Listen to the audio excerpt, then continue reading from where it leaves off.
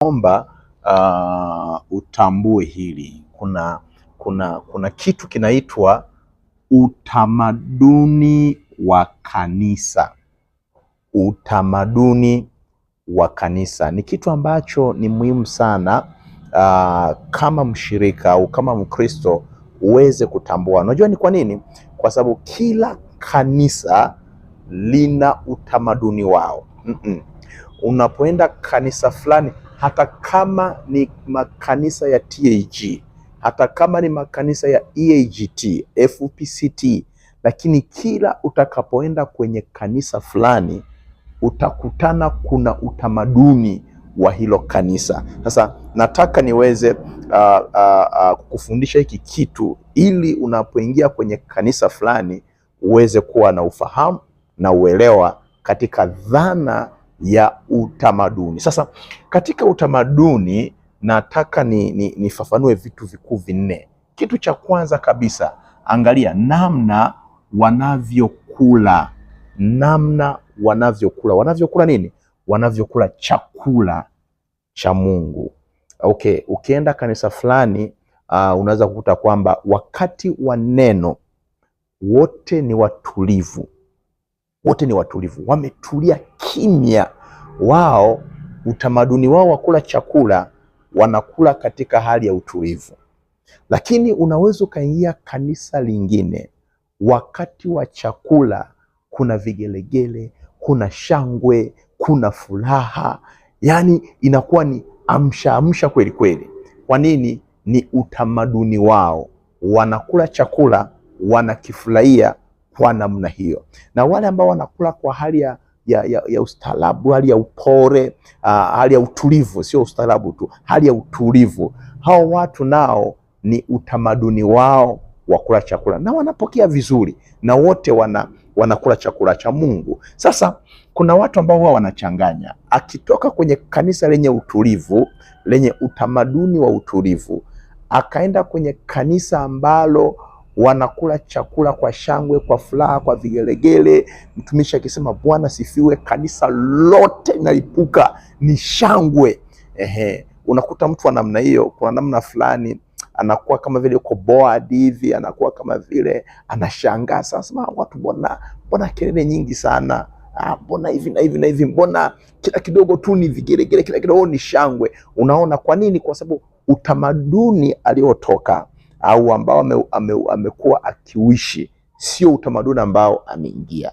Na yule ambaye anatoka kwenye kanisa ambalo wana utamaduni wa kula chakula kwa shangwe, kwa furaha, kwa vigelegele, anapoingia kwenye kanisa ambalo wanakula chakula katika hali ya utulivu, ataona kama vile kanisa hilo limepoa, halina Roho Mtakatifu, lipo tu. Kwa nini? Kwa sababu amezoea kula chakula katika hali ya uchangamfu au katika hali ya mshamsha, na amekuja kwenye kanisa fulani anakula chakula katika hali ya kawaida.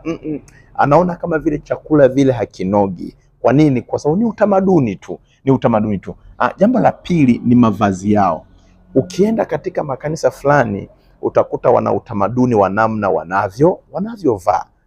Namna wanavyovaa, kuna utamaduni fulani ambao upo, na unakuta kwamba mshirika anapojiunga na kanisa hilo, unaona kuna namna fulani ana adapt wa utamaduni. Unaweza kwenda kanisa lingine wanavaa vizuri sana. Na mshirika akiingia kwenye kanisa lenye utamaduni wa kuvaa vizuri, hata kama alikuwa havai vizuri, unaona anaanza kuadapt kidogo, anaanza kuvaa vizuri. Kwa nini? Ni utamaduni wao. Sasa katika hali ya mavazi unaweza kuona kwamba kuna utamaduni namna hiyo, lakini katika hali ya kusema kwao, namna ambavyo wanasema, huwa kila kanisa lina misemo fulani hivi, na kuna namna fulani ambavyo wanasema wao kwa wao, wana lugha wanaoizungumza na wakaelewana. Kwa nini? Kwa sababu ni utamaduni wao. Lakini pia jambo la tatu ni hii hali ya utoaji. Namna ambavyo wanamtolea Mungu. Kila kanisa lina utamaduni wa namna ambavyo wanamtolea Mungu, na ukiangalia wote wanamtolea Mungu na kusudi ni moja, isipokuwa kuna hizo kacha ambazo zinakuwepo kwenye makanisa. Sasa katika utoaji nataka nizungumzie vitu vitatu. Namba moja, namna ambavyo wanatoa michango yao. Unaweza kwenda kanisa fulani ukakuta namna wanavyotoa michango na kanisa ambalo umetoka hapo, vitu viwili tofauti kabisa.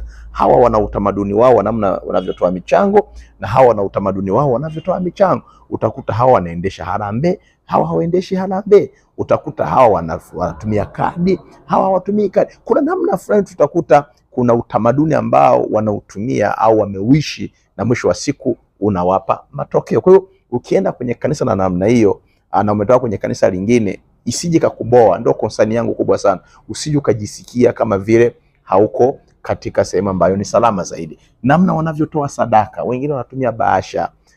Watu wanakuja wanaweka fedha zao kwenye bahasha, wanaleta madhabahuni. Wengine unakuta kikapu cha sadaka kinazunguka ndani ya kanisa, wanaweka. Kwa hiyo ni utamaduni wao pia katika hali ya utoaji wa sadaka. Wengine wataweka kikapu hapa mbele ya madhabahu, watu watatoka kule nyuma, wataongozwa, watakuja kutoa sadaka.